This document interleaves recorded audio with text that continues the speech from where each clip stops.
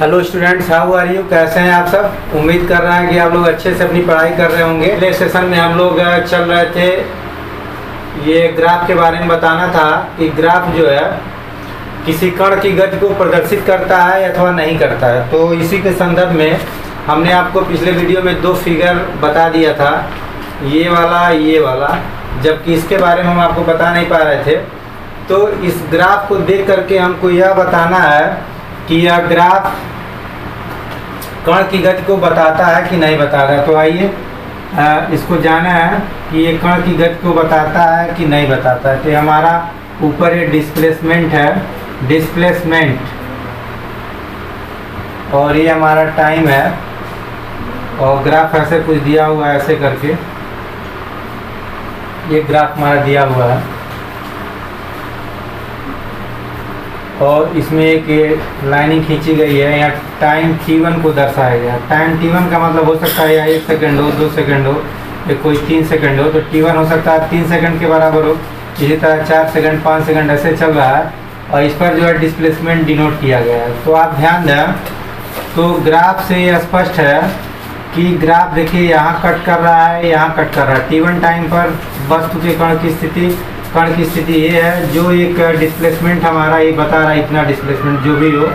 मान लीजिए जब थोड़ी देर के लिए 5 मीटर है, ये 10 मीटर है, ये 15 मीटर है, ये 20 मीटर, इसी तरह से 25 मीटर है। तो t1 सेकंड पर 10 मीटर का डिस्प्लेसमेंट ये ग्राफ शो कर रहा है। इसी तरह अगर ग्राफ के इस पॉइंट पर हमारी ये भी t1 की स्थिति है, तो ये 25 मीटर शो कर रहा है। यानी एक ही समय पर कण का विस्थापन 10 भी है और 25 भी है। तो ऐसा संभव नहीं है। देखिए मैं इसको ऐसे समझा रहा हूँ आपको। मान लीजिए कि आप यहाँ गोरखपुर से निकले और 1 घंटा चले, तो क्या 1 घंटे की दूरी में आप 20 किलोमीटर पर भी होंगे, और 1 घंटे के टाइम में ही आप 100 किलोमीटर पर भी होंगे? ऐसा कब संभव है कि 1 घंटा में आप खलीलाबाद भी पहुँच जाएँ, लखनऊ भी पहुँच जाएँ 1 घंटा में? तो ऐसा संभव नहीं है, क्योंकि आदमी जब 1 घंटा चलेगा तो मान लीजिए 35 किलोमीटर चला या 20 किलोमीटर चला, तो फिर 100 किलोमीटर कैसे वो चल देगा? तो एक समय पर 2 विस्थापन नहीं होना चाहिए। जबकि ये बता रहा है कि t1 टाइम पर कण का विस्थापन एक छोटा सा विस्थापन है, और t1 टाइम पर ही एक बड़ा सा विस्थापन है। 2 विस्थापन दिख रहा है, तो एक ही समय पर 2 विस्थापन नहीं हो सकता। इसलिए ये ग्राफ जो है कण की स्थिति को व्यक्त नहीं करता है। अब आइए जरा एक डी वाले ग्राफ की बात करें। तो डी वाले ग्राफ में मैं ग्राफ यहाँ खींच करके आपको समझा रहा हूँ। डी वाले ग्राफ की स्थिति देखिए, डी में वेग दिया हुआ है और ये टाइम दिया हुआ है। ये आपका वेलोसिटी है और टाइम, वेलोसिटी टाइम ग्राफ है। वेलोसिटी टाइम ग्राफ में ये ग्राफ ऐसे कुछ शो किया गया है, ऐसे।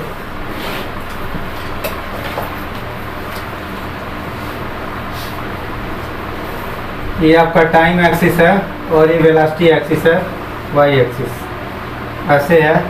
और कण की गति को ऐसे दिखाया गया है, ऐसे, फिर ऐसे, ऐसे दिखाया गया है, ऐसे ऐसे कुछ कण की गति है।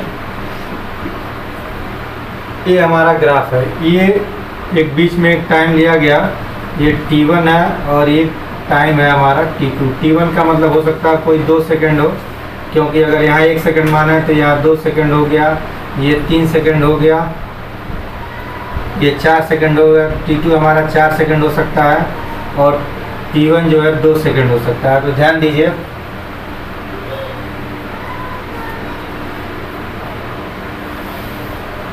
दो सेकंड पर जो डिस्प्लेसमेंट है, एक पॉजिटिव भी शो कर रहा है, एक निगेटिव भी शो कर रहा है। तो ये भी इम्पॉसिबल है, क्योंकि 2 सेकंड अगर हम बात करें तो 2 सेकंड पर ग्राफ में हम यहाँ आए, जो एक वेलोसिटी पॉजिटिव शो कर रहा है, वेलोसिटी पॉजिटिव, और 2 सेकंड पर भी एक वेलोसिटी निगेटिव शो कर रहा है।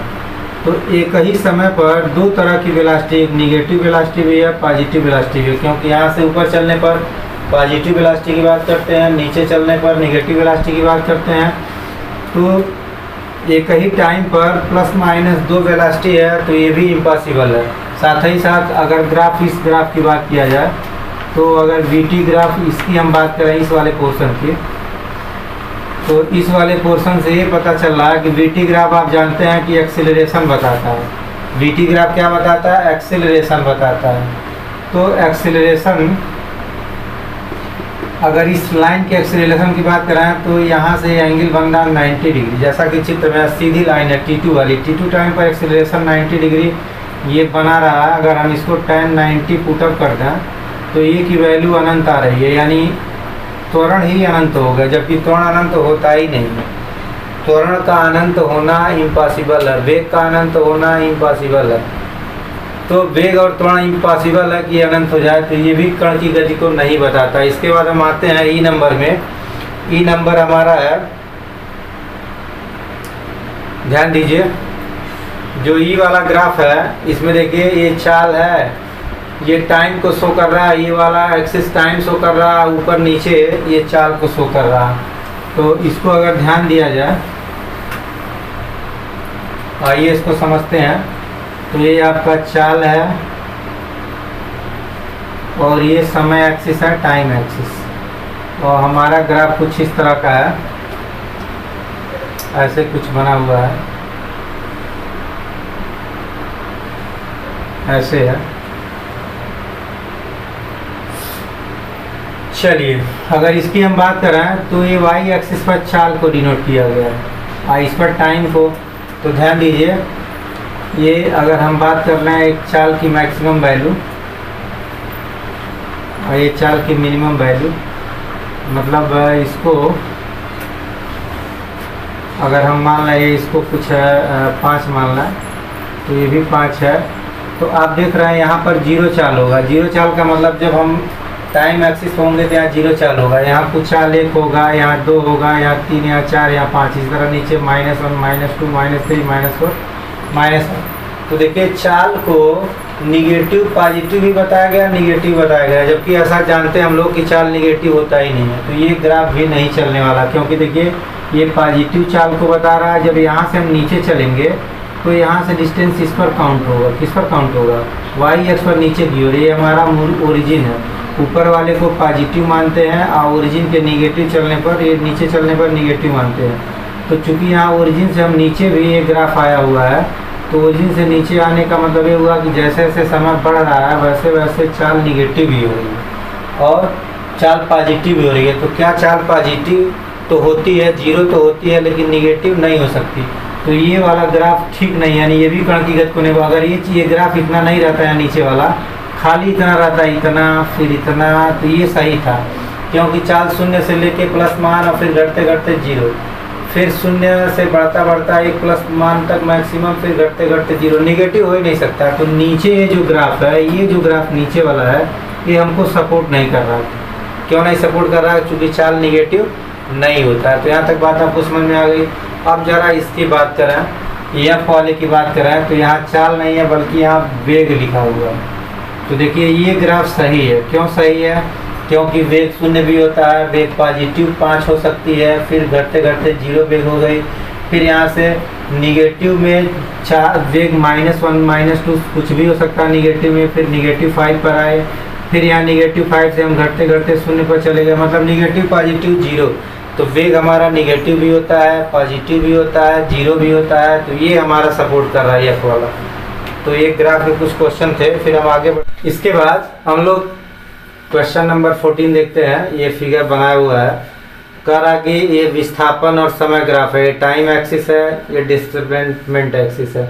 विस्थापन समय ग्राफ में क्षण t1 पर कण के वेग व त्वरण बताना है, यहाँ पर क्या वेलोसिटी होगी और क्या एक्सीलरेशन होगा। इसी टाइप का सवाल है जो अभी हम लोग देखे हैं। तो देखिए डिस्प्लेसमेंट टाइम ग्राफ है, तो ये हमारी वेलोसिटी बताएगा। फिगर मैं बना देता हूँ, ये आपका डिस्प्लेसमेंट है ऊपर की ओर, ये टाइम एक्सिस है और ग्राफ हमारा कुछ ऐसे दिया हुआ है। यहाँ पर कोई टाइम t1 है, टाइम t1 हो सकता है कोई 1 सेकंड हो, 2 सेकंड, इसी तरह 3 सेकंड, ऐसे हम बढ़ रहे हैं। तो जैसे जैसे हमारा 1 सेकंड से हम 2 सेकंड पर आए, तो यहाँ पर हमको बताना है कि वेग कैसा होगा और त्वरण कैसा होगा। तो वेग को डिसाइड कर लेंगे तो एक्सेलरेशन भी डिसाइड हो जाएगा। तो वेग को मैं डिसाइड कर रहा हूँ, यहाँ देखिए थोड़ा सा मैं इसको समझने के लिए यहाँ भी निकालूंगा वेग को, यहाँ भी निकालूंगा, फिर यहाँ निकालूंगा, तो उससे हमको एक अंदाजा मिल जाएगा। सबसे पहले हम जमीन के समांतर रेखा टाइम एक्सिस के समांतर खींचेंगे और यहाँ पर एक टेंजेंट ड्रा करेंगे, तो एक एंगल मिल गया थीटा। इसी तरह एक ज़मीन के समांतर एक टेंजेंट ड्रा करेंगे तो एक एंगल थीटा 2 मिल गया, फिर एक ऐसे और एक टेंजेंट ड्रा करेंगे एंगल थीटा 3 मिल गया। तो आप क्या देख रहे हैं, थीटा 1 सबसे बड़ा है, थीटा 2 इससे छोटा है, और यहाँ जो एंगल बन रहा है T1 की स्थिति में ये हमारा जो है सबसे कम है। तो इससे ये निष्कर्ष निकल गया कि एंगल घट रहा है, और डिस्प्लेसमेंट टाइम का जो ग्राफ है वो वेलोसिटी को शो करता है। तो वेलोसिटी हमारी यहाँ पर नीचे से जब ऐसे ऐसे ग्राफ ऊपर चल रहा है वैसे वैसे हमारी वेलोसिटी, यानी कहने का मतलब जैसे जैसे टाइम बढ़ रहा है वैसे वैसे वेलोसिटी क्या हो रही है, घट रही है। तो वेलोसिटी घटने का मतलब वेलोसिटी निगेटिव हो गई। साथ ही साथ जब वेलोसिटी के बारे में सूचना ले लिए तो एक्सीलरेशन के बारे में भी हम सूचना दे सकते हैं, यानी हमारा वेलोसिटी भी निगेटिव होगा, एक्सीलरेशन भी निगेटिव होगा। चलिए नेक्स्ट क्वेश्चन की बात करते हैं। तो नेक्स्ट क्वेश्चन हमारा है क्वेश्चन नंबर 15। क्वेश्चन नंबर 15 ध्यान दीजिए। कार्य चित्र दिया हुआ है, कार्य तथा कार्य के विस्थापन एक्स-टी ग्राफ प्रदर्शित है, इनके वेगों का अनुपात बताना है। तो इसका फिगर कार्य दिया हुआ है, कोई फिगर है, यही फिगर है। तो वेलोसिटी का हमको रेशियो बताना है। चलिए वेलोसिटी का रेशियो देखा जाए कैसे निकलेगा। तो ये हमारा x displacement axis and this is time axis, ये है। एक रेखा ऐसे दी गई है, एक ढाल ऐसे दिया है और एक ग्राफ का ढाल ऐसे दिया है। ये हमारा 30 डिग्री है एंड दिस इज 60 डिग्री। ये कण ए की स्थिति है और एक कण बी की स्थिति है। इनके वेगों का अनुपात है। तो हम जानते हैं वी ए बराबर tan 30 होगा, क्योंकि वेग हमारा tan थीटा से निकलता है, और जो v की वेलोसिटी होगी वो tan 60 से निकलेगी। आप भी समझ पा रहे होंगे, क्योंकि ये का कोण 30 बन रहा है तो ये की वेलोसिटी tan 30 होगी। v का एंगल 60 बन रहा है टाइम एक्सिस से, तो v की वेलोसिटी tan 60 होगी। इसको डिवाइड कर दिया जाए। This is equation number 1 and this is equation number 2। Now 1 divide by 2, तो इसको हम ऐसे कह सकते हैं कि VA upon VB is equal to tan of 30 degree upon tan of 60 degree. तो tan 30 डिग्री की वैल्यू 1/√3 होती है और tan 60 डिग्री √3 होती है। इसको कैलकुलेट कर दिया जाए तो ये वैल्यू हमको मिलेगा 1/3। तो हमारे जो वेलोसिटी का रेशियो हो गया VA/VB इज इक्वल टू 1:3। एक संबंधित 3 हमको चित्र के अनुसार वेग का रेशियो हमको मिलेगा, एक संबंधित 3। चलिए तो ये हमारा सवाल हो गया। अगर हम VB को ऊपर लिख लेंगे, VA को नीचे लिख देंगे तो 3:1 भी आ जाएगा। तो जो आपको लिखना क्रम आप बदल भी सकते हैं, उससे कोई फर्क नहीं पड़ता है। चलिए क्वेश्चन नंबर 16 हम लोग देखते हैं। 16 का राय कण का विस्थापन ऐसे है और ये टाइम एक्सिस है और ये ग्राफ दिया हुआ है। मोटा जो रहता है इसी को ग्राफ मानते हैं। कण के गति की विवेचना करनी है। विवेचना करने का मतलब गति के बारे में पूरी जानकारी देनी है। तो गति देखिए किस तरह की हो रही है, क्या जानकारी हमको देना है, ये ग्राफ हमको सब बताता है जानकारी। ये आपका यस दिया है मीटर में, यस मीटर में, और ये हमारा ओरिजिन से टाइम एक्सिस हो गया सेकंड, और ये ग्राफ कुछ ऐसे लिखा हुआ ऐसे दिया है। ये मोटा इसको कर लेंगे, मतलब ये ग्राफ हमारा है। चलिए यहाँ लिखा है -10 और पॉइंट है ए। ये हमारा सवाल है, ये ओरिजिन है। तो गति के बारे में हमको कण की गति की विवेचना करनी है। देखिए ये चूंकि डिस्प्लेसमेंट एक्सिस है, टाइम एक्सिस है, डिस्प्लेसमेंट हमारा निगेटिव है, यानी ग्राफ यहाँ से शुरू हुआ, तो ग्राफ में निगेटिव डिस्प्लेसमेंट को दिया गया है।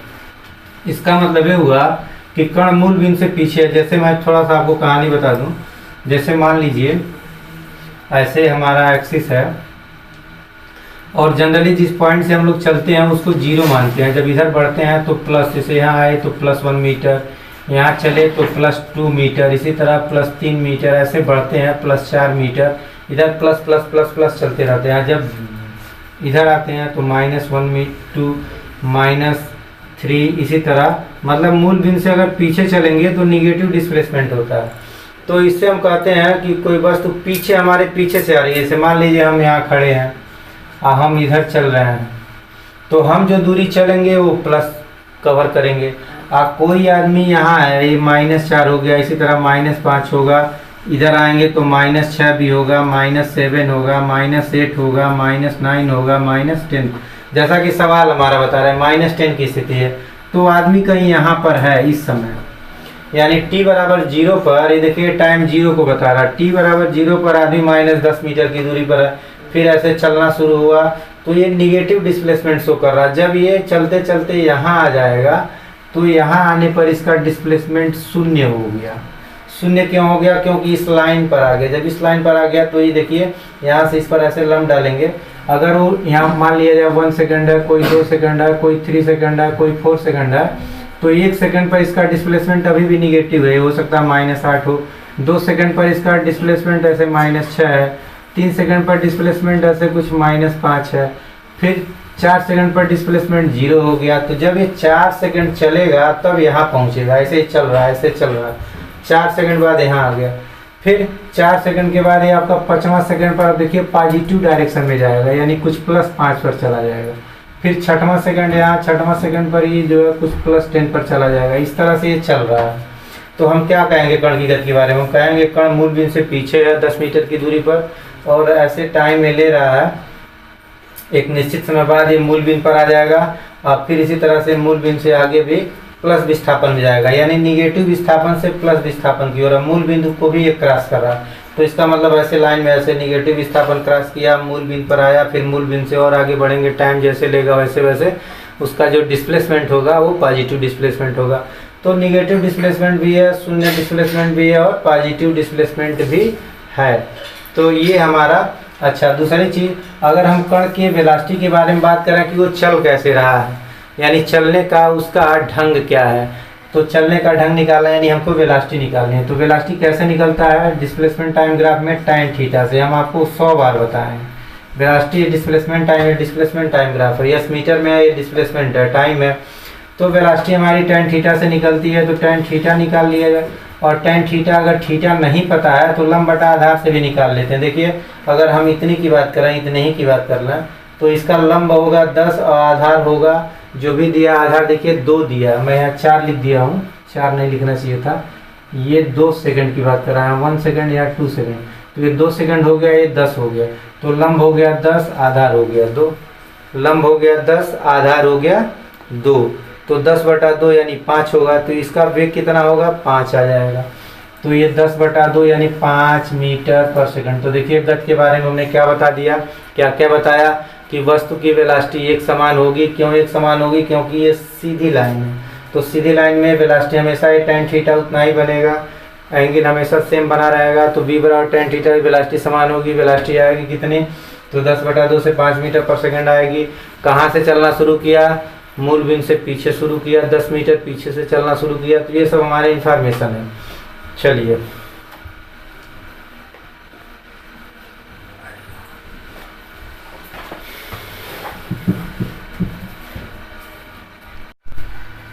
इसके बाद हम लोग क्वेश्चन नंबर 17 देखते हैं। दिया कि m द्रव्यमान था 2m, द्रव्यमान m तथा 2m की 2 गेंदें एक ही साथ एक ही स्थान से समान वेग से ऊपर की ओर फेंकी जाती हैं। देखिए एक ही स्थान, मान लिया जाए कि ये पृथ्वी है, एक गेंद का मास m है और दूसरा इसका डबल है 2m। 2 गेंदें हैं m और 2m की 2 गेंदें एक ही स्थान से, और वेग दोनों का u है। u वेग से भी फेंका गया, u वेग से भी फेंका गया, u वेग से भी फेंका गया, दोनों की वेलोसिटी सेम है। तो हमसे पूछा जा रहा है कौन सी गेंद पहले वापस आ जाएगी, कौन सी गेंद पहले वापस आ जाएगी और कौन सी गेंद अधिक वेग से वापस आएगी। 2 बातें बतानी, कौन सी वेग पहले वापस, जैसे जाएगा ये ऐसे ऐसे पहुंचा, वेलोसिटी 0 हो गई, फिर ये रिटर्न हो जाएंगे, तो कौन सी पहले आ जाएगी यह बताना है, ये 2m वाला कि m वाला। तो थोड़ा सा मैं आपको बता दूं कि आने का जो जाने और आने का टाइम होता है इसको कहते हैं टाइम ऑफ फ्लाइट, और इसकी वैल्यू आती है 2 टाइम u बटा जी, 2u/g। तो देखिए टाइम जो है मास पर डिपेंड नहीं करता है। टाइम की वैल्यू किससे डिसाइड होती है? वेलोसिटी से और g से। दो तो कांस्टेंट है, g भी कांस्टेंट है, यानी सिर्फ वेलोसिटी से काउंट होती है। तो जो भी हमारा टाइम है वो वेलोसिटी पर डिपेंड करता है। नहीं हम कह सकते हैं कि t proportional u, 2/g constant है तो कांस्टेंट को हम लोग हटा देते हैं तो ये प्रोपोर्शनल का साइन लगाते हैं, तो t प्रोपोर्शनल u। इसका मतलब ये हुआ कि टाइम इनिशियल वेलोसिटी पर डिपेंड करता है। तो ध्यान दीजिए m द्रव्यमान की इनिशियल वेलोसिटी u है और द्रव्यमान अगर 2m है उसकी भी इनिशियल वेलोसिटी u है, तो दोनों का टाइम सेम लगेगा। यानी ये ऊपर जाने और नीचे आने में जितना टाइम लगेगा, ये 2m मास वाला ये छोटा सा है, बड़ा सा है, लेकिन ये भी उतना ही टाइम लेगा जाने में और आने में। क्यों? क्योंकि टाइम सिर्फ वेलोसिटी पर डिपेंड करता है, मास पर डिपेंड नहीं करता। यानी मास चाहे छोटा हो, मास चाहे बड़ा हो, इससे कोई लेना देना नहीं है। तो हम कह देंगे कि दोनों गेंद दोनों एक साथ वापस आ जाएंगी। अब कह रहा कौन सी गेंद अधिक वेग से वापस आएगी? तो आपने एक थ्योरम पढ़ा है कि जिस वेलोसिटी से वस्तु को फेंकते हैं जब ऊपर से आके टकराती है तो उसी वेलोसिटी से टकराती हुई है। तो u वेग से फेंका गया तो u से टकराएगी, इसको भी u वेग से फेंका गया तो इसको ये भी u से टकराएगी, u से ही दोनों टकराएंगे। मास पर डिपेंड नहीं करता। जिस कोई भी, चाहे वो छोटी वस्तु हो चाहे बड़ी, चाहे हम चींटी को फेंक दें चाहे हाथी को फेंक दें, अगर 10 से फेंकेंगे तो जब वो ज़मीन पर टकराएगी तो हाथी भी 10 से टकराएगी, और चींटी को फेंकेंगे तो जब वो ज़मीन से टकराएगी तो वो भी उतना ही 10 से ही टकराएगी। चलिए, तो अब इसके बाद हम लोग चलते हैं क्वेश्चन नंबर 18 पर। 18 हमारा सवाल कर रहा है, एक लिफ्ट है g/2 त्वरण से और v वेग से ऊपर जा रही है। लिफ्ट, उसका एक्सेलरेशन g/2 है और उसकी वेलोसिटी v है, इससे ऊपर जा। लिफ्ट आप देखे होंगे, लिफ्ट ऐसे होता है एक डब्बा और इसी में आदमी ऐसे खड़े हो जाते हैं चाहे बैठ जाते हैं, और इस पर एक घिरनी लगी होती है और इस पर एक रस्सा लगा होता है और इसको जो है खींच लिया जाता है ऊपर की ओर रस्से के माध्यम से। तो ये जा रहा है g/2 त्वरण से, जो त्वरण है वो g/2 से ऊपर जा रहा है। अब वेलोसिटी इसकी क्या है? u है, ये किताब में दिया हुआ है, v वेलोसिटी से। लिफ्ट से एक पत्थर धीरे से नीचे गिराया जाता है, तो लिफ्ट से छूटने के तुरंत बाद पत्थर का वेग और त्वरण कितना? देखिए इस लिफ्ट में एक पत्थर है, तो इस पत्थर को धीरे से छोड़ देते हैं। तो जब धीरे से इसको छोड़ देंगे तो यहाँ ध्यान देना है कि अब जो पत्थर था वो लिफ्ट से फ्री हो गया। क्या हुआ? लिफ्ट से फ्री हो गया। तो जब फ्री हो गया तो इस समय जब छोड़ देंगे इसको तो इसकी वेलोसिटी v ऊपर की ओर होगी। क्यों v की ओर ऊपर होगी? थोड़ा सा मैं एक कहानी आपको बताना चाहूँगा। जैसे आप बस मान लीजिए रोड पर जा रही है, बस से आप कभी कभार उतरते हैं और बस चलती हुई बस से आप कूद जाते हैं, तो आप देखे होंगे कि कूदने के बाद ज़मीन पर क्या होता है कि थोड़ा सा आपको आगे दौड़ना पड़ता है। अगर आप दौड़ा ना तो क्या होगा आप समझ रहे होंगे, अगर आप दौड़ा ना तो आप तुरंत ज़मीन पर गिर जाएंगे। तो जब भी कोई बॉडी किसी मूविंग बॉडी से अलग होती है तो उस बॉडी की वेलोसिटी भी मूविंग बॉडी के वेलोसिटी के बराबर होती है। इसीलिए अगर हम बस थोड़ा सा 10 की स्पीड में चल रही है और कूदते हैं तो तुरंत हम रुक नहीं सकते। अगर तुरंत रुकना चाहेंगे तो तुरंत हमारा जो सर है नीचे गिर जाएगा, ज़मीन पर हम सो जाएंगे, ऐसा होता है। लेकिन कूदने के बाद अगर थोड़ा सा हम अपनी वेलोसिटी को कम करने के लिए कोशिश कर लेते हैं, थोड़ा सा दौड़ लेते हैं, तो फिर हम अपनी वेलोसिटी को जीरो कर लेते हैं। तो कहने का मतलब ये हुआ, ये आपका लिफ्ट है, लिफ्ट ऊपर जा रहा है, जब इसमें से पत्थर फेंकेंगे तो जो लिफ्ट की वेलोसिटी होगी वही पत्थर की वेलोसिटी होगी। यही प्रश्न हमसे पूछा जा रहा है। और किधर होगी? वो ऊपर की ओर होगी। क्यों? क्योंकि जिधर लिफ्ट जा रही थी वेलोसिटी तो उधर होगी जब इसमें से कोई बॉडी रिलीज होगी। तो बात आपको समझ में आ गई होगी। अब इसका एक्सेलरेशन पूछ रहा है कि जब ये अलग हुआ तो इसका एक्सेलरेशन क्या हुआ।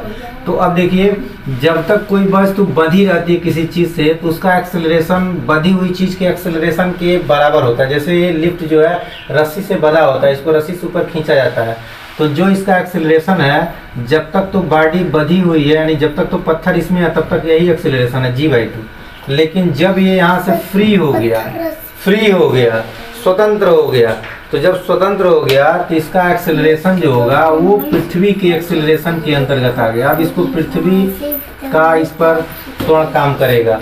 तो जब तक बॉडी बंधी रहती है तब तक उस बंधी हुई चीज का एक्सीलरेशन काम करता है। जब बॉडी फ्री हो जाती है तो गुरुत्वीय त्वरण काम करता है। याद कर लीजिएगा, जो भी बॉडी मुक्त होती है यानी किसी चीज से फ्री हो जाए, जैसे मैं पेन को पकड़ा हूँ तो इस समय पेन को पकड़ा हूँ या इसको ऊपर ले जा रहा हूँ तो हमारे हाथ के हिसाब से चल रहा है। जब मैं इसको छोड़ दूंगा तो ये पृथ्वी के ग्रेविटेशनल एक्सीलरेशन के अकॉर्डिंग काम करता है।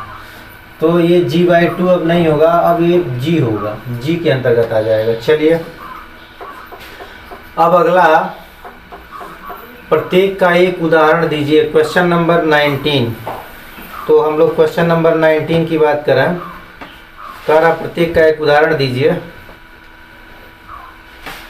कण का वेग उसके त्वरण के विपरीत दिशा में हो। कण का जो वेग हो उसके त्वरण के विपरीत दिशा में हो। तो देखिए क्या उदाहरण इसका देंगे।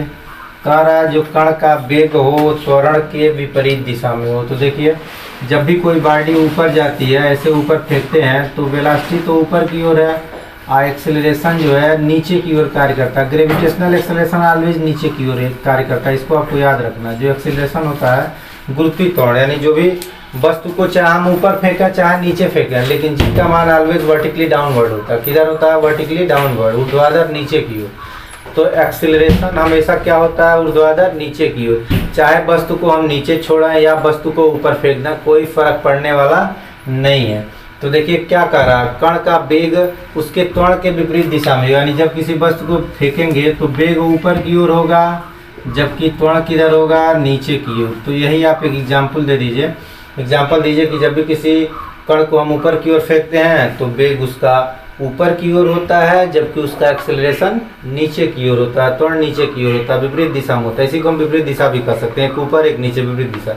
अब कह रहा कण का वेग शून्य हो परंतु त्वरण शून्य न हो। तो देखिए क्या सिचुएशन, जब इस वस्तु को ऐसे फेंकते हैं तो वस्तु ऊपर जाते जाते जाते जाते जाते यहाँ आने के बाद इसका वेग 0 हो जाता है, लेकिन त्वरण कभी भी 0 नहीं होता।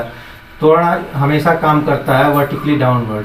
कोई वस्तु अगर नीचे से ऊपर जाती है त्वरण काम करता है, वेग 0 हो गया तभी त्वरण काम करता है, नीचे आ रही है तभी त्वरण काम करता है। त्वरण कभी भी शून्य नहीं होता। कब? जब वस्तु ऊपर नीचे की मोशन करती है तो किसी गति के किसी भी अवस्था में त्वरण 0 नहीं होता। हमेशा जी की वैल्यू 9.8 मीटर पर सेकंड स्क्वायर बनी रहती है, चाहे उसका वेग ऊपर जाने पर घट रहा हो, नीचे आने पर वेग बढ़ रहा हो, या महत्तम हाइट पर उसका वेग शून्य भी हो जाता है। तो हमसे क्या पूछा जा रहा है? कण का वेग शून्य हो तो ये सिचुएशन है, ये सिचुएशन महत्तम हाइट वाला सिचुएशन है। कण का वेग 0 और इसका त्वरण शून्य नहीं होता, हमेशा 9.8 बना रहता है। चलिए तो ये 19 क्वेश्चन हो गया। फिर हम अगले क्वेश्चन पर चलते हैं, क्वेश्चन नंबर 20। चलिए 20 पर हम लोग आ गए। 20 क्या कह रहा है? तो 20 हमारा कह रहा है कि एक मीनार की चोटी, सवाल कह रहा है कि एक मीनार की चोटी से एक गेंद विरामावस्था से नीचे छोड़ दी जाती है, जबकि दूसरी गेंद भी ऊर्ध्वाधर नीचे u वेग से उसी क्षण छोड़ दी जाती है। देखिए दो गेंद है, एक गेंद A और एक गेंद B। तो पहले मैं मीनार बना लेता हूँ, सवाल को समझा जाए। ये हमारा जमीन हो गया, ये हो गया मीनार। मीनार का मतलब कोई स्तंभ होता है, ये है, इसकी चोटी ये है, विरामावस्था से नीचे छोड़ दी। कोई गेंद है जो विरामावस्था से नीचे छोड़ दी, विरामावस्था का मतलब u बराबर 0, विराम का मतलब है u 0, जबकि दूसरी गेंद भी ऊर्ध्वाधर नीचे u वेग से उसी क्षण छोड़ दी जाती है। तो एक दूसरी गेंद तो रही गेंद A, अब एक दूसरी गेंद B है, वो यहीं से ऐसे u वेलोसिटी दिया गया, ये शून्य से नहीं छोड़ा गया, इसको ऐसे झटके से फेंका गया, ऐसे फेंक दिया गया। जैसे मान लीजिए मैं स्केच A को ऐसे छोड़ दूं तो ये वाली स्थिति है, u 0 होगा। इस स्केच को ऐसे फेंक दूं, ऐसे झटके से फेंक दूं तो ये B वाली स्थिति है। तो अब पूछ रहा है कौन सी गेंद पृथ्वी पहले पहुंचेगी, तो बड़ी आसानी से कर सकते हैं B पहले पहुंचेगा। क्यों? क्योंकि B को झटके से फेंका गया है तो B पहले पहुंचेगी। फिर कह रहा कौन सी गेंद पृथ्वी पर अधिक वेग से टकराएगी, भाई यही B टकराएगी, क्योंकि इसकी वेलोसिटी तेज है, तो जितना तेज होगी नीचे जाएगी तो उसका वेग और बढ़ता जाएगा। तो इसलिए यही बी गेज ही दोनों सिचुएशन में दोनों बात होगी। अब इसके बाद हमारा सवाल है 21, 22, 23, 2-3 क्वेश्चन और 21, 22। तो ये 2 क्वेश्चन मैं आपको होमवर्क के रूप में देता हूँ, इसको आप लोग होमवर्क के रूप में सॉल्व करेंगे। इसके बाद हम लोग चलते हैं, 2-3 क्वेश्चन आपका होमवर्क के रूप में है, तो इसको आप लोग करेंगे। इसके बाद हम चलते हैं आंकिक प्रश्नों पर। आंकिक प्रश्न पर आते हैं, न्यूमेरिकल क्वेश्चन। चलिए, ये हमारा आंकिक प्रश्न है। क्वेश्चन नंबर 1 लिखा है, दूरी, विस्थापन, चाल, वेग, त्वरण की आरंभिक संकल्पनाओं पर आधारित प्रश्न। मतलब छोटे छोटे जो कॉन्सेप्ट हैं वो दूरी पर, विस्थापन पर, इन चीज़ों पर आधारित छोटे छोटे सवाल हैं। देखिए, देखा जाए, न्यूमेरिकल क्वेश्चंस हैं। कह रहा है एक व्यक्ति 100 मीटर की दूरी 10 मीटर पर सेकंड की चाल से तथा इसके आगे 100 मीटर की दूरी, 100 मीटर की दूरी मान लिया जाए कि ये दूरी 100 मीटर है, यहाँ से चला और 100 मीटर की दूरी तय किया और क्या वेलोसिटी थी यहाँ 10 मीटर पर सेकंड, 10 मीटर पर सेकंड। चलिए, फिर दिया है तथा इसके आगे 100 मीटर, यानी बी पर जब पहुंच गया तो फिर इसके आगे 100 मीटर, 100 मीटर फिर चला 100 मीटर। अब क्या स्पीड है 5 मीटर पर सेकंड है, क्या है 5 मीटर पर सेकंड। तो यहाँ थोड़ा तेज चला था 100 मीटर, अब थोड़ा धीरे धीरे चला 100 मीटर। तो व्यक्ति की औसत चाल निकाली। औसत चाल आपको बताया भी गया था कि औसत चाल कैसे निकालते हैं। जब कोई वस्तु तेज चलती है, धीरे चलती है, तो उस अवस्था में चाल को सही नहीं मानते हैं, ना तो इसका चाल 10 मानेंगे ना तो 5 मानेंगे, कुछ मिला जुला आएगा। अभी निकाल के बता रहा हूँ रियलिटी में इसकी औसत चाल क्या होगी। तो औसत चाल बराबर होता है कुल चली गई दूरी, total distance upon total time. क्या होता है, टोटल डिस्टेंस या डिस्प्लेसमेंट अपॉन टोटल टाइम, यही हमारा फार्मूला है। चलिए, तो एवरेज, वी एवरेज लिख दे रहे हैं, ए वी आर मतलब होता है एवरेज।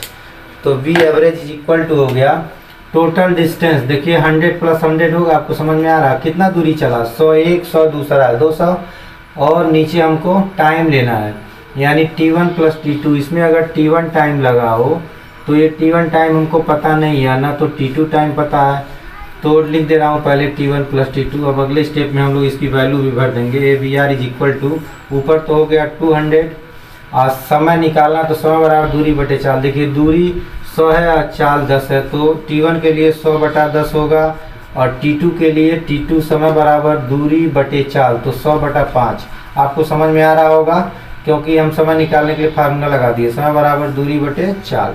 तो ये तो कट के 10 हो गया, एक कट के 20 हो गया। तो सवाल हो गया 200/10⁻20 यानी 30।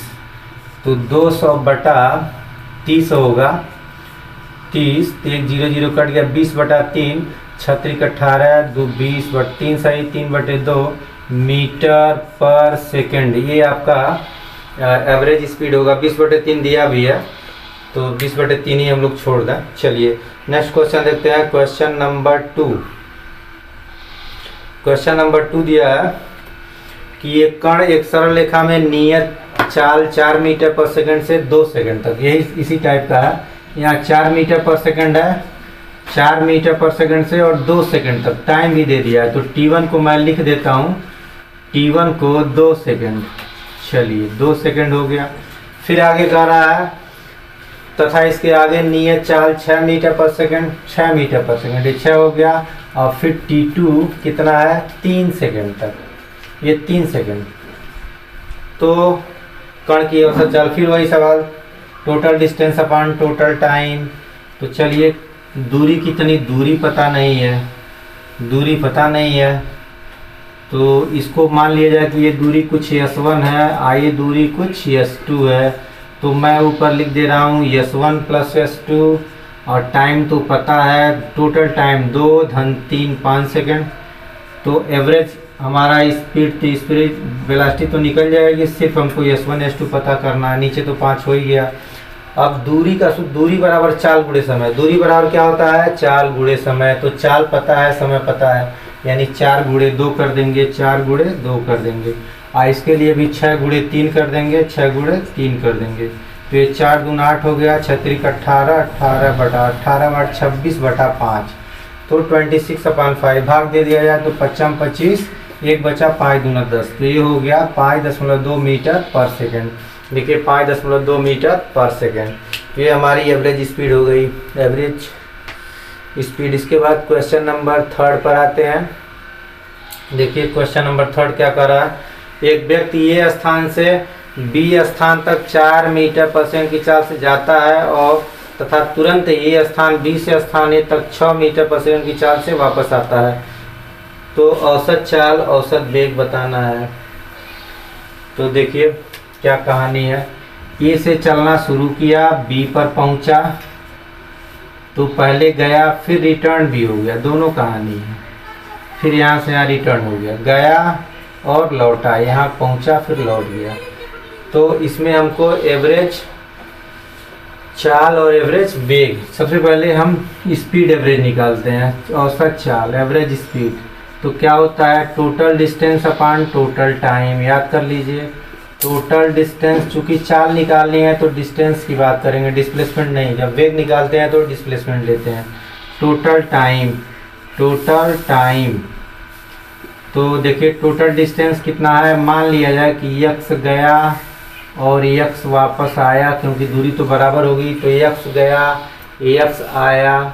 चलिए तो x plus x, total distance x धन यक्स, यक्स जाने वाला यक्स आने वाला, total distance x plus x. और नीचे टोटल टाइम, तो टाइम कैसे निकालेंगे, लिख दे रहा हूँ। जाने का टाइम मान लिया जाए t1, आने का टाइम मान लिया जाए t2, तो t1 प्लस t2। चलिए तो ऊपर तो 2x हो गया और समय बराबर दूरी बटे चाल। तो जाने का चाल दिया हुआ सवाल में 4 और आने का चाल v2 मान लिया जाए, ये दिया है 6। तो टाइम समय बराबर दूरी बटे चाल होता है, दूरी यानी x बटा 4, t1 होगा x बटा 4, क्योंकि x गया t1, तो समय बराबर दूरी तो x हुआ, चाल 4 है, x बटा 4, और आने में 6 के चाल से वापस आया, तो दूरी तो वही चला, चाल 6 हो गई, तो x बटा ये हो गया। यहाँ से इसको सॉल्व कर लिया जाए, ऊपर से मैं x कॉमन ले लेता हूँ, तो 1 बटा 4 धन 1 बटा 6 होगा।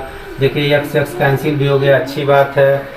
तो ऊपर हो गया 2 गुणे 4 गुणे 6, ये तिरछी तिरछा गुणा करेंगे तो नीचे 10 होगा, 6 4 का गुणा करके मैं ऊपर भेज दिया हूँ, तो ये 4 हो गया। फिर 2 चौके 8, 8 छक्का 48 हो गया, 48 बटा 10, इसको 4.8 कहेंगे। क्या कहेंगे, 4.8, चूँकि ये स्पीड है एवरेज स्पीड, तो ये हो गया मीटर पर सेकेंड, मीटर पर सेकेंड। अब आइए, अब मैं बात कर रहा हूँ वेलोसिटी की, एवरेज वेलोसिटी। तो वेलोसिटी टोटल डिस्टेंस 0 हो जाएगा।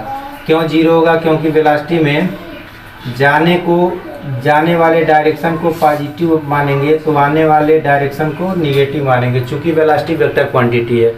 तो जब भी वेक्टर क्वांटिटी होती है तो उसमें डायरेक्शन मायने रखता है। क्या मायने रखता है, किसी एक डायरेक्शन को आप प्लस मानेंगे तो उसके उल्टा वाला डायरेक्शन माइनस होगा, यानी ये प्लस एक्स गया और निगेटिव एक्स आ गया। आप जानते भी हैं विस्थापन की स्थिति क्या होती है, जहाँ से चला वहीं तो पहुँचा। ए से चला था, कहाँ पहुँच गया, ए पर, तो विस्थापन कितना हुआ, 0। चाहे से भी हम कह सकते हैं कि एक दूरी पॉजिटिव लेंगे तो दूसरी निगेटिव लेंगे, तो ये ऊपर 0 हो गया। 0 बटा कुछ भी लिखेंगे तो वैल्यू क्या मिलेगी, 0 मिलेगी। 0 बटा समथिंग इज इक्वल टू 0, तो इसका एवरेज स्पीड हो गया 0। चलिए अगला क्वेश्चन देखते हैं, क्वेश्चन नंबर 4। तो क्वेश्चन नंबर 4 पर आते हैं।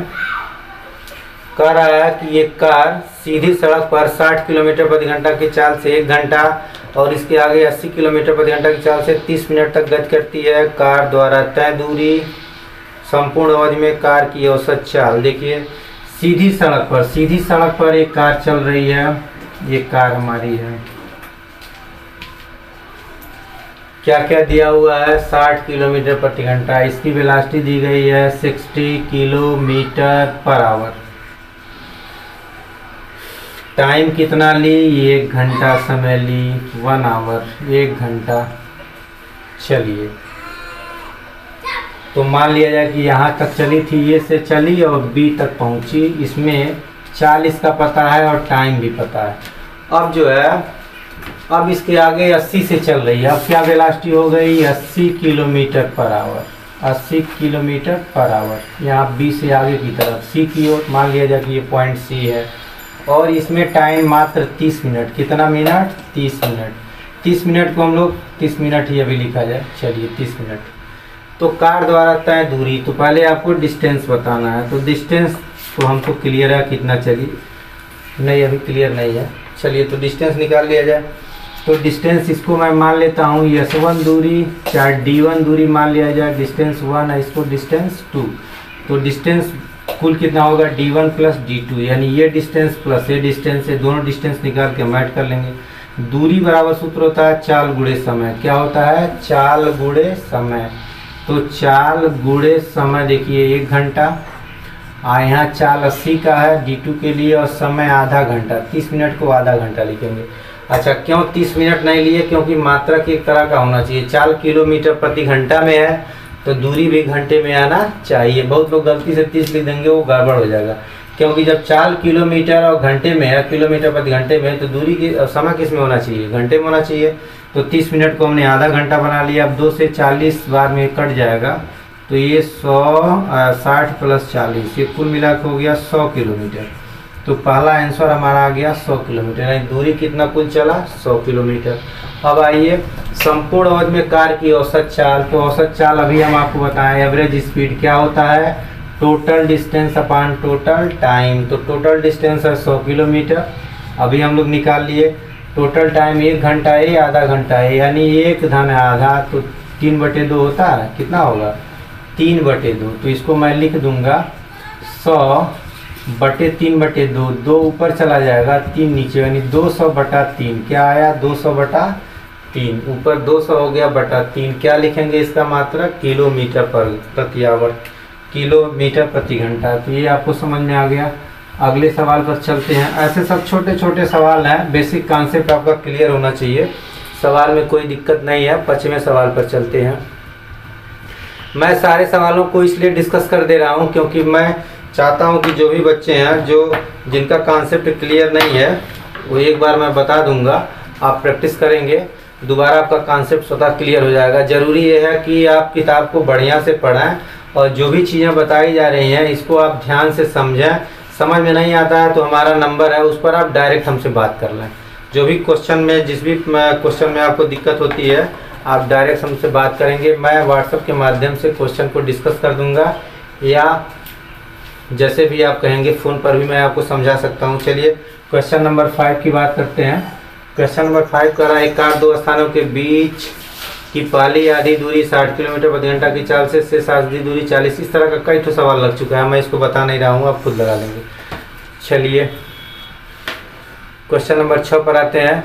6 कह रहा है कि कार 2 स्थानों के बीच आधे समय तक 60 किलोमीटर प्रति घंटा की चाल से शेष आधी, इसमें भी देखिए टाइम सब कुछ दिया हुआ है, ये भी आप लगा लेंगे। क्वेश्चन नंबर 7 पर आते हैं। 7 कह रहा है, x अक्ष के अनुदिश गतिमान एक कण, x अक्ष के अनुदिश, मान लिया जाए कि आपका x एक्सिस है, तो इसी की दिशा में इधर x निगेटिव डायरेक्शन होता है, निगेटिव x इधर होता है, x पॉजिटिव। तो x अक्ष के अनुदिश एक कण t बराबर 3 सेकंड पर स्थिति 6 मीटर है। देखिए ऐसे मैं खींच लूँ, y एक्सिस भी खींच ले रहा हूँ। y एक्सिस खींचने का मतलब मैं मूल बिंदु को शो कर दे रहा हूँ, यहाँ मूल बिंदु होगा। ये मान लिया जाए 1 सेकंड है, ये 2 सेकंड है, ये 3 सेकंड है, 4 सेकंड, 5 सेकंड, 6 सेकंड, ऐसे है। तो कह रहा है कि t बराबर 3 सेकंड, तो ये यहाँ होगा t बराबर 3 सेकंड, क्योंकि ये पहला सेकंड है, दूसरा सेकंड है, तीसरा सेकंड। तो ये जो पोजीशन है वो t बराबर 3 सेकंड पर स्थिति 6 मीटर है, 6 मीटर है। तो 6 मीटर का मतलब ये आपका डिस्प्लेसमेंट, इस पर हम लोग शो करते हैं दिखाने के लिए। ये डिस्प्लेसमेंट अगर शो कर दिया जाए तो यहाँ से ये 5 कुछ बता देंगे, 6 बता देंगे, मतलब ऐसे इसको बना दिया जाए, इसका कुछ ग्राफ होगा। खैर हमारा इससे बहुत मतलब नहीं है। 3 सेकंड पर 6 मीटर तथा 8 सेकंड पर 21 मीटर है। क्षण 3 सेकंड से 8 सेकंड के बीच समांतराल में कण का औसत वेग क्या है? औसत वेग पूछ रहा है, तो इसको मैं ऐसे लिख देता हूँ, ऐसे इसको कर लिया जाए। जब टाइम 3 सेकंड यूज हुआ तो इसका जो स्थिति है वो x बराबर 6 मीटर है। चलिए तो ये दूरी हो गई 6। ऐसे लाइन में इसको मैं ये वाई एक्सिस नहीं दिखा रहा हूँ, 3 सेकंड ऐसे मैं दिखा रहा हूँ लाइन में। जब t की वैल्यू 3 सेकंड तो ये दूरी 6 मीटर चल लिया, 6 मीटर। फिर आगे कह रहा है तथा t बराबर 8 सेकंड पर स्थिति 21 है। 8 का मतलब इधर ये हुआ कि ये 3 हो गया, 4 5 6। इसको थोड़ा सा और मैं छोटा छोटा खाना बना लूँ। चलिए ये हमारा स्टार्टिंग पॉइंट है 1 2 3 सेकंड, ये तीसरा सेकंड है। फिर चौथा, पाँचवा, छठवां, सातवां, आठवां सेकंड है। एक खाना 1 सेकंड को बता रहा। तो यहाँ ये दूरी 6 मीटर है, जो दूरी है वो 6 मीटर है। ये दूरी आपका 21 मीटर है। शुरू से हम लोग, ये ओरिजिन है, ओरिजिन से हमेशा हम लोग काम करते हैं। चाहे टाइम की बात करें 3 सेकंड, यहाँ से यहाँ तक 3 सेकंड, और यहाँ से यहाँ तक 8 सेकंड, 8 सेकंड। तो ये दूरी 21 मीटर है, ये दूरी 6 मीटर है, ये दिया हुआ है। तो क्षण माने टाइम होता है। 3 सेकंड से 8 सेकंड के बीच के संबंध कण का औसत वेग, यानी ये 3 वाला स्थिति है, ये 8 वाला, इसके बीच में औसत वेग पूछ रहा है। औसत वेग तो देख लिया जाए। औसत वेग कैसे नहीं बताएंगे, सबसे पहले मैं फार्मूला लिख देता हूँ। फार्मूला जब लिखूंगा तब आपको समझ में आएगा क्या करना। औसत वेग क्या होता है? Total displacement T total displacement upon T total time, total displacement upon total time. तो 3 से 8 की बात कर रहा है तो ये दूरी निकाल लिया जाए, डिस्प्लेसमेंट निकाल लिया जाए। टाइम तो पता है, 8 में से 3 घटा देंगे तो 5 सेकंड हुआ। क्या सेकंड हुआ? 5 सेकंड। यानी 3 से 8 के बीच में 5 सेकंड हुआ, क्योंकि 3 कंप्लीट हो गया था और 8 पर पहुंचना है तो बीच में 5। तो नीचे वाला तो क्लियर है 5 सेकंड।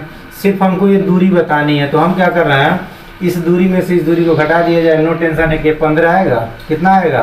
15 आएगा। कैसे पता चल गया? 21 है, ये 6 है, तो 21 में से 6 घटाए कितना हो गया? 15। तो 15/5 लिख दे रहे हैं, 3 आएगा, 3 मीटर पर सेकंड। ये हमारा आंसर हो गया। तो सवाल ऐसे ही सब छोटे छोटे सवाल है, केवल आपको समझना है। सवालों में कोई दिक्कत नहीं है, बस समझिए, सवाल लगता रहेगा। चलिए एक सवाल और देख लेते हैं। Question number 8। क्वेश्चन नंबर 8 देखिए क्या कह रहा है। क्वेश्चन नंबर 8 कह रहा है x अक्ष के अनुदिश गतिमान कण। वही सवाल है, सेम टू सेम सवाल। इसको मैं बता नहीं रहा हूँ, 7वां की तरह से आप लगा लेंगे। क्वेश्चन नंबर 9 पर चलते हैं। 9 में बता रहा हूँ। देखिए कह रहा है कि एक कण, एक गतिमान कण का वेग समय ग्राफ। देखिए वेलोसिटी टाइम ग्राफ है, क्योंकि वाई एक्सिस पर वेग को डिनोट किया गया है और एक्स एक्सिस पर टाइम को डिनोट किया गया है। तो इसको क्या कहेंगे? वेग समय ग्राफ, वेलोसिटी टाइम ग्राफ। ये प्रदर्शित है। किस क्षण वेग न्यूनतम है? कौन सा ऐसा सिचुएशन है जब इसका वेग न्यूनतम है? तो देखिए वेग न्यूनतम का मतलब 0 स्थिति, वेग 0। तो वेग 0 2 दशा में है। देखिए ये ग्राफ से ही सब कुछ कह देंगे। देखिए टाइम 0 पर वेग 0 है, टाइम 0 पर वेग 0 है। चलिए 9वां सवाल हम लोग देखते हैं।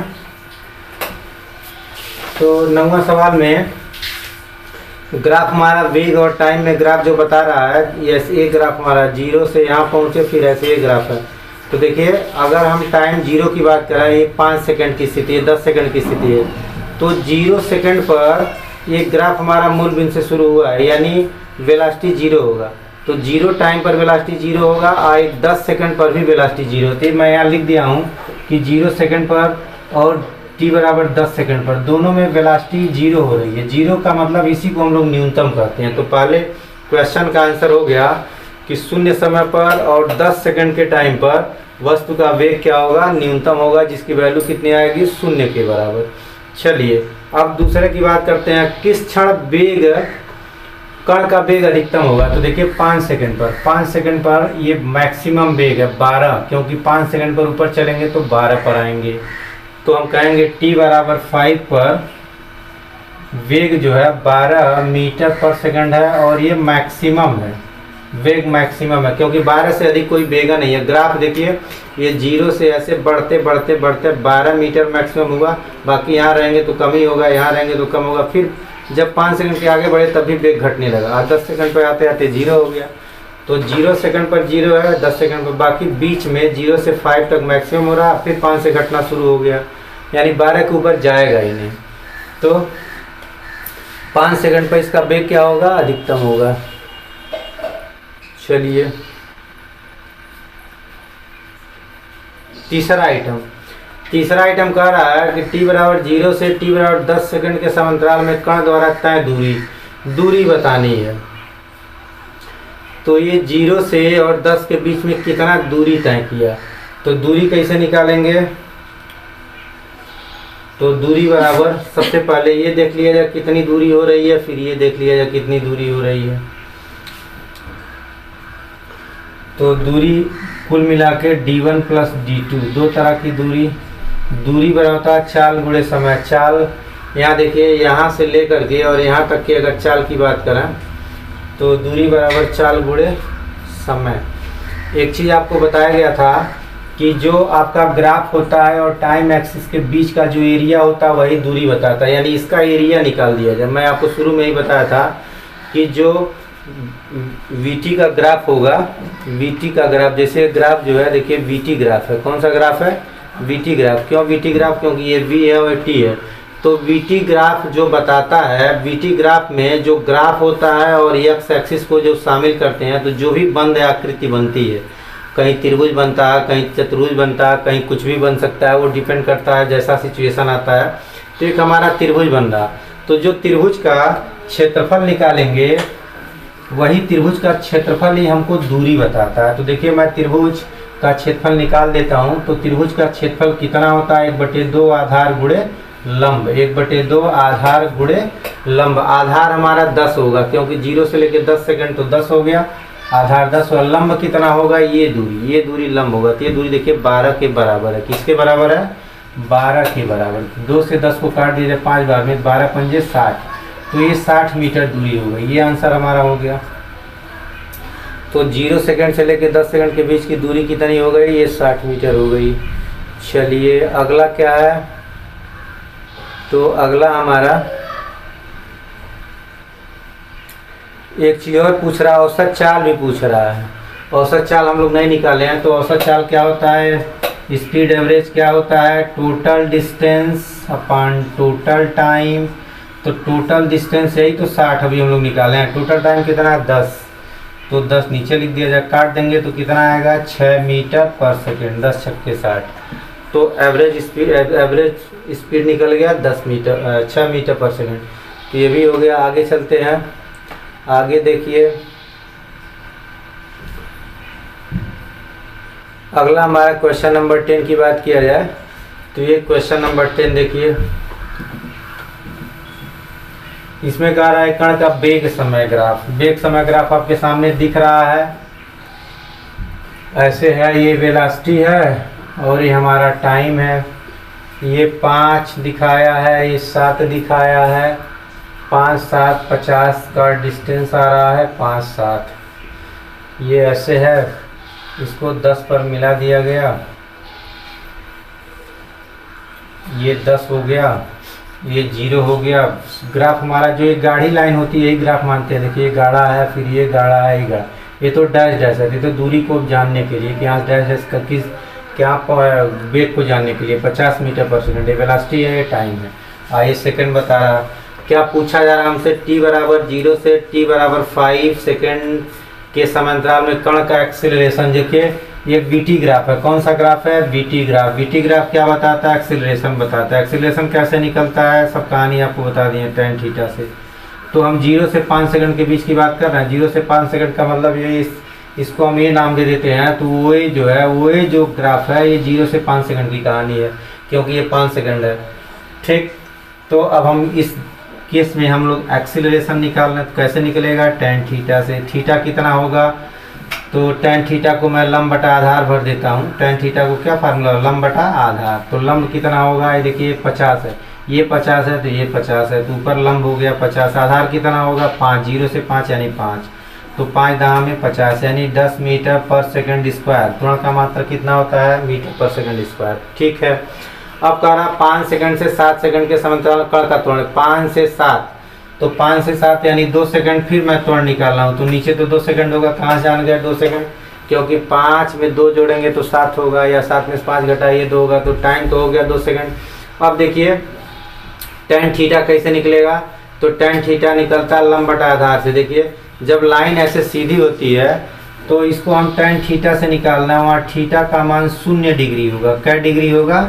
0 डिग्री, क्योंकि ये वाला जो ग्राफ है वो एक्स एक्स से कितना कोण बना रहा है? 0 डिग्री।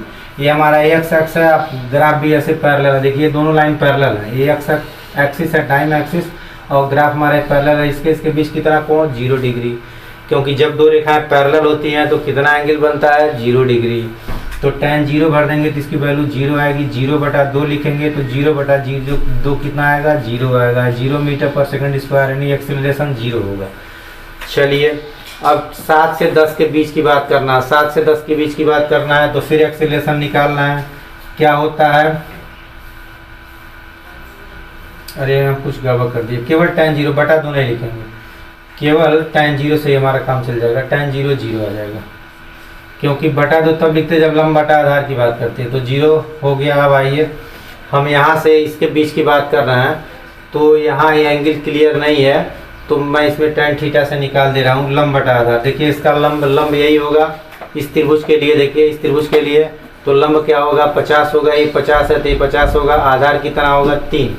तो ऊपर 50 भरेंगे, नीचे 3 भरेंगे, तो 50/3 ही आएगा, या 16 3 48, 2 50/3 मीटर पर सेकंड स्क्वायर। तीसरा सवाल लग गया। चौथा सवाल, 0 से 60 सेकंड के समांतराल में कण द्वारा तय दूरी, यानी 0 से लेके 7 सेकंड 7 सेकंड 0 से लेके 7 सेकंड, यानी यहाँ से यहाँ तक कण द्वारा तय दूरी बताना है। यहाँ से लेकर के यहाँ तक दूरी बताना है। तो दूरी कैसे निकलती है? तो दूरी आपको बताया गया है कि हम लोग एरिया निकाल देते हैं, क्षेत्रफल इस एक्सिस से, और जहाँ से बात करते हैं इतने तक बात करते हैं, इतना, इसको मैं ऐसे कलर कर दे रहा हूँ। इसका एरिया निकालना पड़ेगा। तो इसका एरिया निकालने, देखिए दो आकृति, एक तो त्रिभुज बन रहा है और एक चतुर्भुज बन रहा है। तो त्रिभुज चतुर्भुज का क्षेत्रफल निकाल के जोड़ लिया जाए, यानी त्रिभुज धन चतुर्भुज एरिया बराबर, एरिया ही डिस्टेंस बताता है। तो त्रिभुज का क्षेत्रफल क्या होता है? 1/2 आधार गुणे लंब। तो ये त्रिभुज का काम होगा, ये जो त्रिभुज बन रहा है। और चतुर्भुज का क्या होता है? लंबाई गुणे चौड़ाई। आयत है तो क्या सूत्र होता है क्षेत्र एरिया का? लंबाई गुणे चौड़ाई। तो देखिए इसके लिए आधार इसका 5 होगा। कितनी दूरी है? 5। तो आधार 5 और लंब कितना होगा? 50।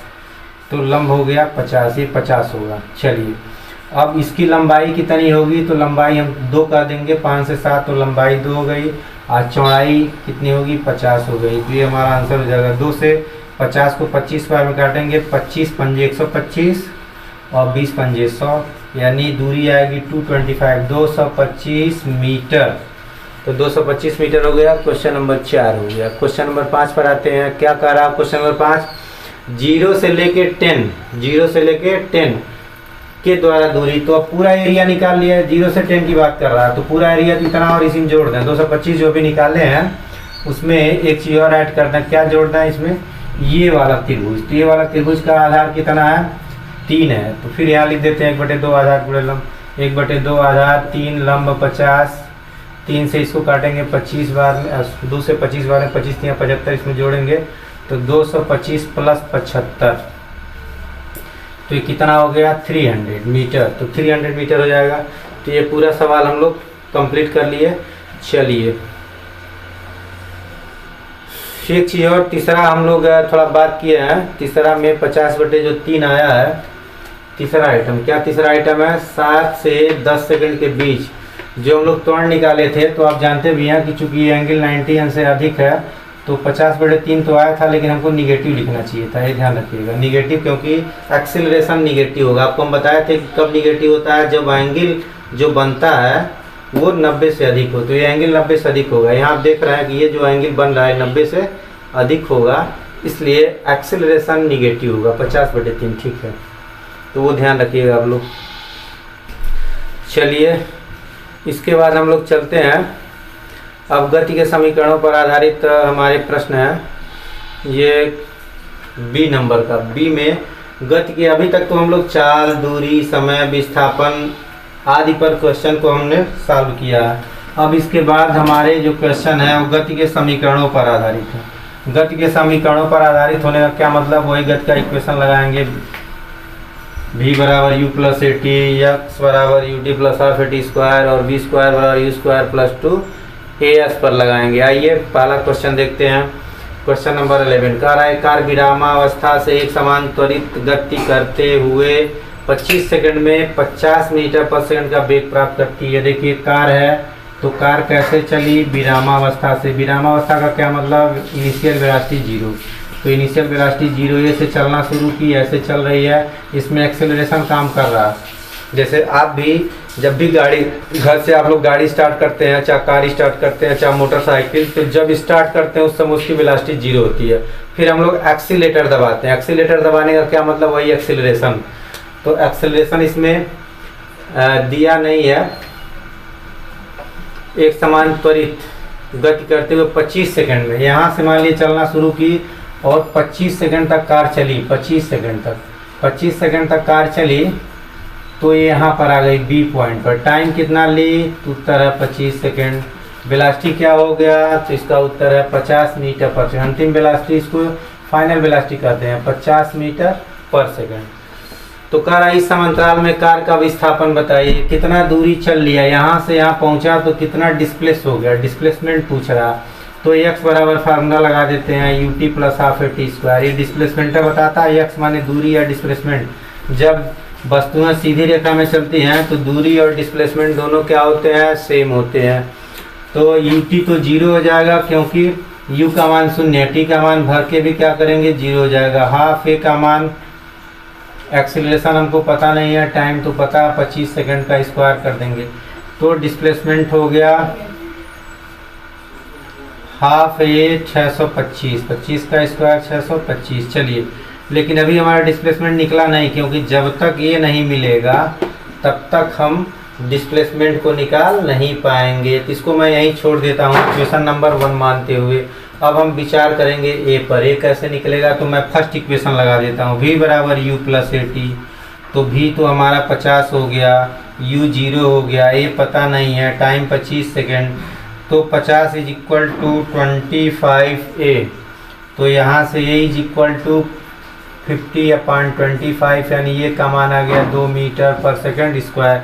अब यहाँ a की वैल्यू पुटअप कर दें तो लिखेंगे a का मान समीकरण 1 में रखने पर, a का मान समीकरण 1 में रखने पर, तो जब इसको रख दिया जाएगा तो x की वैल्यू कितनी आएगी, तो हाफ a का मान 2 गुणे 625, 2 कैंसिल, तो 625 मीटर हमारा डिस्प्लेसमेंट होगा। ये आंसर मिल गया हमको।